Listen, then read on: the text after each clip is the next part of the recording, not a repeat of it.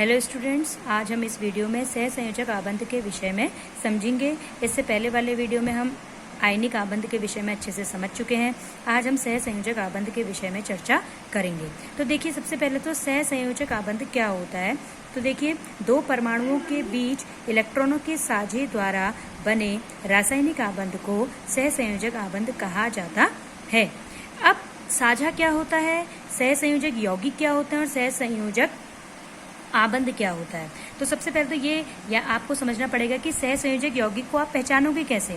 तो ध्यान रखिए बच्चों, अगर दो अधातुएं आपस में रिएक्शन करती हैं तो हमेशा सहसंयोजक यौगिक बनता है।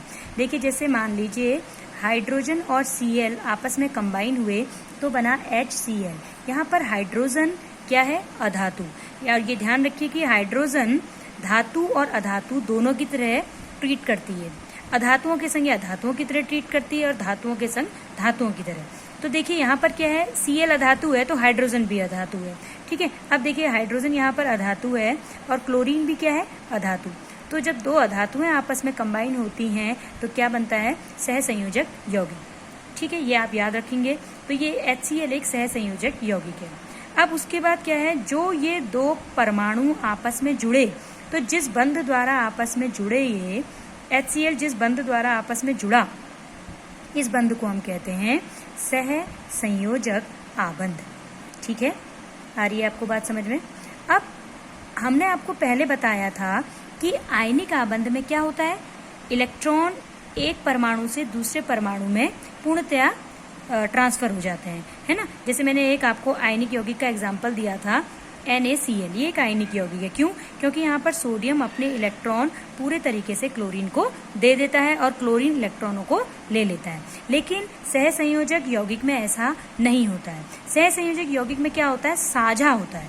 साझा क्या हुआ, साझे का मतलब ये हुआ, देखिए इसको ऐसे समझिए, जैसे क्लोरीन है ना, Cl2 कैसे बना। अब आपको पता लग गया कि Cl2 जो है वो एक सहसंयोजक यौगिक है ना। अब ये सहसंयोजक यौगिक कैसे बना, इसमें क्या हुआ, देखिए क्लोरीन का परमाणु क्रमांक कितना होता है, बताने की जरूरत नहीं है अब आपको, 2,8,7।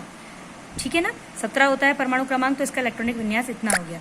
इसका मतलब इसके अंतिम कोश में कितने इलेक्ट्रॉन हैं, 7 इलेक्ट्रॉन है ना। तो आप इसको ऐसे दिखा सकते हैं, क्लोरीन के अंतिम कोश के 7 इलेक्ट्रॉन दिखाइए आप, 1 2 3 4 5 6 7। सेम ऐसे ही दूसरा क्लोरीन भी ले लीजिए, इसके भी 7 इलेक्ट्रॉन दिखाइए, 1 2 3 4 5 6 7। अब देखिए, इस क्लोरीन को अपना अष्टक पूरा करने के लिए कितने इलेक्ट्रॉन चाहिए, 1 इलेक्ट्रॉन। और इस क्लोरीन को भी अपना अष्टक पूरा करने के लिए कितने इलेक्ट्रॉन चाहिए, 1 इलेक्ट्रॉन। तो अब क्या होता है, ये दो क्लोरीन आपस में बातचीत करते हैं, ऐसा समझ लीजिए आप, और ये कहते हैं यार मुझे भी 1 इलेक्ट्रॉन की जरूरत है, तेरे को भी 1 इलेक्ट्रॉन की जरूरत है। तो ये क्लोरीन कहता है मैं तुझे अपना 1 इलेक्ट्रॉन देता हूँ। तो इसके कितने हो गए, देखिए 7 और 1 कितना हो गया, 8, है ना। अब चूंकि इसने इस वाले क्लोरीन को अपना 1 इलेक्ट्रॉन दिया, तो ये भी क्या करता है, अपना 1 इलेक्ट्रॉन इसको देता है। कहने का मतलब है 7 इलेक्ट्रॉन इसके हैं, यहाँ से 1 इलेक्ट्रॉन लेगा, 8, है ना। कहने का मतलब है यहाँ पर क्या हुआ, यहाँ पर इलेक्ट्रॉनों की साझेदारी हुई है। साझेदारी का मतलब, मान लीजिए आप दो दोस्त हैं, मान लीजिए 2 दोस्त हैं, एक दोस्त ये है एक दोस्त ये है ना। अब इसके 100 रुपए की कोई किताब आ रही है, लेकिन इस बच्चे के पास भी 50 रुपए हैं और इस बच्चे के पास भी 50 रुपए हैं। तो क्या होगा, इन्होंने कहा यार ऐसा करते हैं, हम दोनों अपने 50 रुपए मिला लेते हैं और ये कितने रुपए बन जाएंगे, 100 रुपए, और हम 100 रुपए की एक बुक खरीद लाते हैं। अब देखिए, ये बुक किसकी हुई, इसकी हुई या इसकी हुई, इन दोनों की बराबर हुई ना ये बुक। क्यों? क्योंकि इनकी बराबर साझेदारी हुई है। कहने का मतलब है 50 रुपए इस बच्चे ने दिए और 50 रुपए इस बच्चे ने दिए, टोटल कितने हो गए, 100 रुपए हो गए। तो ये बुक हुई, ये बुक इसकी भी हुई और इस बच्चे की भी। ऐसा नहीं होगा कि ये बुक इसी की होगी या ये बुक इसी बच्चे की होगी। तो इसको बोलते हैं साझेदारी। साझेदारी का मतलब कि इसी प्रकार यहाँ पर समझिए कि ये 1 इलेक्ट्रॉन जो इसने इसको दिया, ये इसका भी है और इसका भी है। इसी प्रकार ये वाला इलेक्ट्रॉन इस क्लोरीन का तो है ही, लेकिन यही इलेक्ट्रॉन इस वाले क्लोरीन का भी है। इसको कहते हैं साझेदारी। साझेदारी का मतलब आपस में इन्होंने बांट लिया। अभी दोनों, ये 2 इलेक्ट्रॉन इस क्लोरीन के भी हैं और ये 2 इलेक्ट्रॉन इस क्लोरीन के भी हैं। आ रही है बात समझ में आपको? ठीक है, ये थोड़ा टफ है, अगर आप इसे फिर समझेंगे तो ये आपको अच्छे से समझ में आ जाएगा। अब देखिए, जैसे अब एक और हम एग्जाम्पल ले लेते हैं। मान लीजिए हमने लिया हाइड्रोजन, है ना। हाइड्रोजन जो है, हाइड्रोजन का मतलब एक H यहाँ लिख लीजिए और एक H यहाँ लिख लीजिए। मैंने आपको बताया हाइड्रोजन अधातु की तरह भी ट्रीट करता है और धातु की तरह भी, तो यहाँ पे हाइड्रोजन अधातु है। क्यों? देखिए, क्योंकि हाइड्रोजन के अंतिम कोश में कितने इलेक्ट्रॉन होते हैं? एक। इसके भी अंतिम कोश में कितने इलेक्ट्रॉन होगा? एक हाइड्रोजन ही एक एक्सेप्शन है जिसके अंतिम कोश में अगर 2 इलेक्ट्रॉन हो जाएं तो ये क्या हो जाता है? ये स्थायित्व ग्रहण कर लेता है, क्योंकि इसमें 8 इलेक्ट्रॉन तो हो नहीं सकते हैं किसी भी तरीके से, तो इसमें अगर 2 इलेक्ट्रॉन हो तो ये स्थायित्व प्राप्त कर लेता है, इसलिए एक्सेप्शन है। बाकी परमाणुओं में 8 इलेक्ट्रॉनों की जरूरत होती है स्थायित्व पाने के लिए।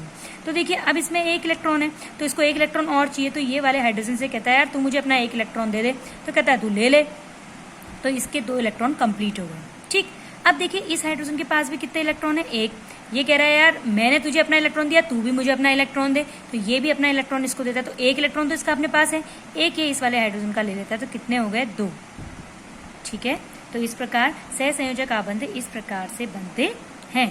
अब सहसंयोजक आबंध इंग्लिश में आबंध को बोलते हैं बेटा बॉन्ड, है ना। सहसंयोजक आबंध को इंग्लिश में बोलते हैं कोवेलेंट बॉन्ड। सहसंयोजक को बोलते हैं कोवेलेंट और आबंध को बोलते हैं बॉन्ड, तो ये हो गया कोवेलेंट बॉन्ड। अब आपने देखा था आयनिक बॉन्ड में तो प्लस और नेगेटिव चार्ज आता है ना आयनिक आबंध में या आयनिक बॉन्ड में। कोवेलेंट बॉन्ड में अलग अलग प्रकार के बॉन्ड बनते हैं। एक होता है सिंगल बॉन्ड, ठीक है, सिंगल बॉन्ड का मतलब हो गया एकल आबंध। ठीक, एक बनता है डबल बॉन्ड, डबल बॉन्ड को बोलते हैं द्विआबंध। ठीक, और एक होता है ट्रिपल बॉन्ड, और ट्रिपल बॉन्ड को बोलते हैं त्रिआबंध। मतलब कोवेलेंट बॉन्ड या सहसंयोजक आबंध 3 प्रकार के होते हैं, एकल आबंध, द्विआबंध और त्रिआबंध। तो प्यारे बच्चों, इसमें मैंने आपको एकल आबंध बताया। एकल आबंध क्यों? क्योंकि देखिए इस क्लोरीन का भी 1 इलेक्ट्रॉन और इस क्लोरीन का भी 1 इलेक्ट्रॉन शामिल हो रहा है ना। तो अगर मैं इन दोनों को मिलाऊंगी तो कितने बॉन्ड बनेंगे?